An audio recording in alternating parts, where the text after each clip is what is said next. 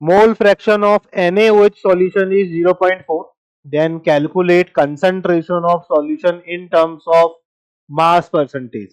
कितना निकल के आएगा ये हमसे पूछा जा रहा है। ठीक है, तो क्वेश्चन को करने के डिफरेंट तरीके हम यहाँ पे देख सकते हैं, डिफरेंट तरीके आपको मिल सकते हैं।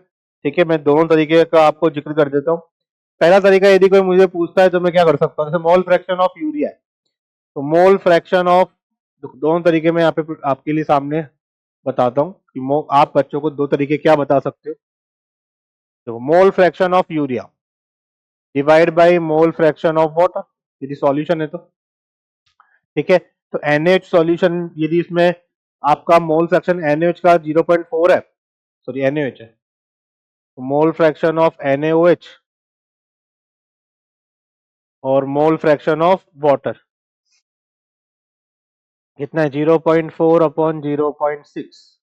ठीक है, मोल फ्रैक्शन क्या होता है, गिवन मतलब जिसके भी मोल होंगे डिवाइड बाय टोटल मोल, दोनों में से टोटल मोल तो कैंसिल हो ही जाना है। क्या आ जाएगा, mole of NaOH divide by mole of H2O equal to कितना आ रहा है, 2/3। 4/6 करोगे 2/3 आ जाएगा। ठीक है, अब यदि अपन मान के चलते हैं कि भाई यदि मोल फ्रैक्शन 0.4 है NaOH का और वाटर का यदि 0.6 है, यदि मैं एक मोल मान के चल रहा हूं तो एक मोल के हिसाब से कहानी चला सकता हूं। ठीक है, अच्छा अब यहाँ पर मोल ऑफ NaOH और मोल ऑफ H2 की हम बात कर रहे हैं। मान लेता हूं कि NaOH का वेट जो है वो आपका कितना है, x ग्राम, यदि 100 ग्राम सॉल्यूशन प्रेजेंट है तो 100 ग्राम सॉल्यूशन में मान लीजिए x ग्राम क्या प्रेजेंट है, NaOH, तो इसके मोल क्या हो जाएंगे, इसका x ग्राम डिवाइडेड बाय इसका मोलर मास 40।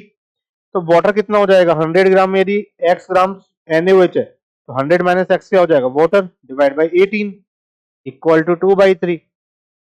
ठीक है, तो ये कैसे आ जाएगा, यहाँ पर सॉल्व करें अपन आगे, तो 18x divide by 40 into 100 minus x equal to 2/3। ठीक है, इसको यदि हम सॉल्व करें तो 2 से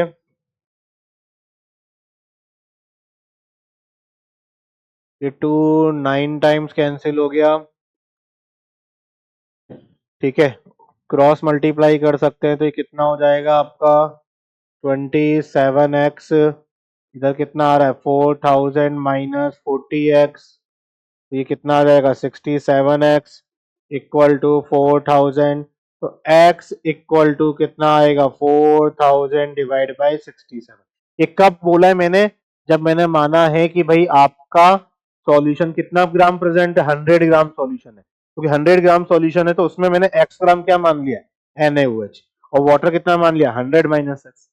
तो इसमें जो भी आपका NaOH प्रेजेंट होगा वही परसेंटेज वेट बाय वेट हो जाएगा, क्योंकि परसेंटेज वेट बाय वेट होता क्या है, मास परसेंटेज होता क्या है कि 100 ग्राम सॉल्यूशन में कितना सॉल्यूट प्रेजेंट है, तो जो x की वैल्यू होगी वही आपका बेसिकली क्या बता रहा है, परसेंटेज वेट बाय वेट को बता रहा है।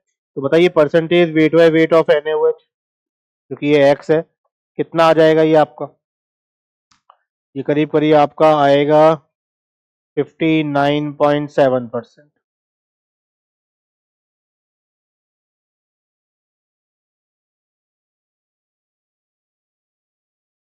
ठीक, एक तरीका तो ये रहा जो कि अपन इस तरीके से बच्चों को बता सकते हैं। एक तरीका और कर सकते हैं यहाँ पर बच्चों को बताने के लिए हम, सेकंड तरीका क्या कर सकते हैं कि भाई NaOH सॉल्यूशन का मोल फ्रैक्शन 0.4 है, इसमें वाटर का मान लीजिए 0.6 है, मैं तो मान के चलता हूँ कि 1 मोल सॉल्यूशन है, 1 मोल सॉल्यूशन है, तो यदि उसमें 0.4 मोल NaOH के हैं, ठीक है, मोल्स ऑफ NaOH यदि अपने 0.4 है, ठीक है, तो मुझे बताओ इसमें वेट कितना आ जाएगा NaOH का, मास क्या हो जाएगा 0.4 इंटू 40, कितना हो गया ये 16 ग्राम। ठीक, तो यदि मोल्स ऑफ NaOH 0.4 है तो मोल्स ऑफ वाटर कितना हो जाएगा 0.6, तो वेट ऑफ वाटर कितना हो जाएगा 0.6 इंटू 18, कितना आ गया ये 10.8 ग्राम। तो mass of solution, weight of solution कितना हो गया 16 प्लस 10.8 यानी कितना 26.8 ग्राम। तो हमें तो परसेंटेज वेट बाय वेट निकालना है इसका, NaOH का, तो मास ऑफ NaOH कितना है, weight of NaOH 16 divide by weight of solution कितना हो गया 26.8 इंटू 100। सॉल्व करो वो यही आएगा 59.7%। चेक कर सकते हो। ठीक है, तो हमारे पास इस क्वेश्चन को करने के दो तरीके हैं। डिपेंड करता है कि हम इसको किस तरीके से बच्चों को रिप्रेजेंट कर सकते हैं। दोनों तरीकों को रिप्रेजेंट करिए, दोनों तरीके से बच्चों को आप बता सकते हैं कि आप ऐसा भी सोच सकते हैं। ठीक है, तो इसमें ऑप्शन हो जाएगा आपके पास डी।